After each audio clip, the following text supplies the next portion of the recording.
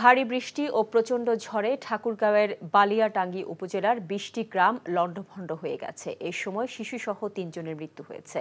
ভোরে প্রায় ১২ মিনিটের ভারী বৃষ্টি ও ঝড়ে ঠাকুরগাঁওয়ের বালিয়াটাঙ্গী উপজেলার পাড়িয়া ইউনিয়নের তিলকড়া, শালডাঙ্গা, বঙ্গভিটা, লোহারা, বামুনিয়া সহ ১২টি গ্রাম ও বড়বাড়ি ইউনিয়নের বেলহারা, বেলবাড়ি সহ ৮টি গ্রাম ক্ষতিগ্রস্ত হয়েছে।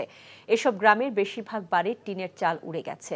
গাছ ভেঙে পড়ে ক্ষতিগ্রস্ত হয়েছে শতাধিক ঘরবাড়ি ও দোকানপাট। এদিকে ঝড়ের কবলে পড়ে ২ নারী ও বৃষ্টি এবং ঝড়ে জমে থাকা পানিতে ডুবে মারা গেছে ২.৫ বছরের এক শিশু। দুপুরে ঠাকুরগাঁও ২ আসনের সংসদ সদস্য অধ্যক্ষ মাজহারুল ইসলাম সুজন ক্ষতিগ্রস্ত এলাকা ঘুরে সহায়তা আশ্বাস দিয়েছেন।